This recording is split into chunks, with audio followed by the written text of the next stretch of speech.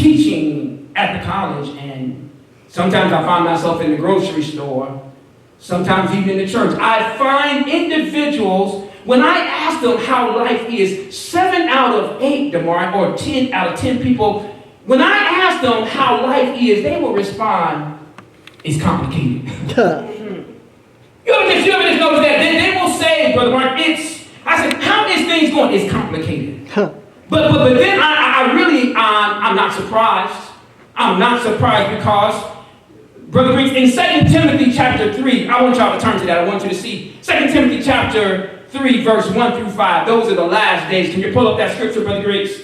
2 Timothy chapter 3, verse. There you go. Here's what it says. I want you guys to pay close attention to this. We are living in the last days. You do understand that, don't you? Oh, yeah.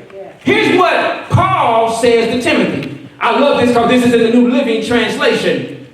He says to Timothy, Sister Staples, you should know this, Timothy, that in the last days, there will be difficult times. I wish I had a witness here. Very difficult. You don't think there are difficult times? Look at the shooting we just had in New York. Look at the shooting we had in Texas. Look at the shooting of the women at the church. And look at the orphan. Look at all that's going on. We're in some difficult times. Yes, sir. And honestly, we don't have to go look at the world. We can look in our house. See difficult times. We can look in our marriage and see difficult times. We can look on our jobs. Matter of fact, we can look in this church and see difficult times. He says, you should know this, there are difficult times. Verse 2 says, for people, can y'all say people? People. Y'all read this with me. Read this. You don't mind reading this with me through your Facebook family. Read this with me. For people will love only themselves and their money. Y'all read with me, aren't you? They will be boastful and proud, scoffing at God. And check this out. Disobedient to their parents. Somebody needs to highlight that one. And ungrateful. They will consider nothing sacred. Yes. My God. Verse 2, come on, y'all read with me. You're with me, you're with me, you're with me. They will be unloving, unforgiving. Y'all, hold on. Y'all ain't talking with me. This side, y'all got laryngitis. Talk to me on this side.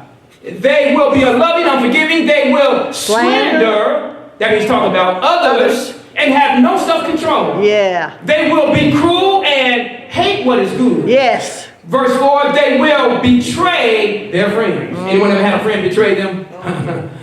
Be reckless, be puffed up with pride, and love pleasure rather than God. Man, are we talking about today? Yes, sir. I know we are. Verse 5, my final verse on this one. They will act.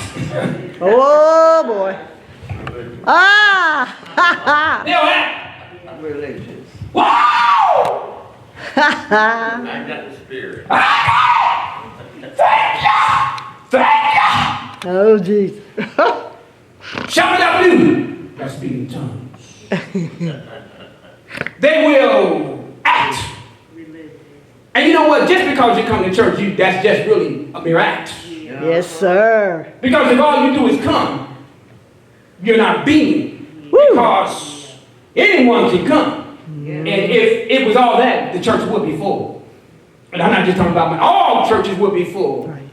They act religious. They wear crosses. Sometimes some believers, they may walk around, they have 4 or 5 Bibles. Yeah. Passing out tracts. They have the form. But they reject, Sister June, the power that could make, that's what I love about this. The King James says they lack the form of godliness. See, here, there is a difference between a church member and a believer. Yes, God. Yeah. You can go to church 7 days. Matter of fact, you can go to church. You can go to Bible study. You can go to prayer meeting. You can go to healing services 7 days a week, Mother Birdie, but you can still be full of hell. Woo! Yeah. Preach, Pastor.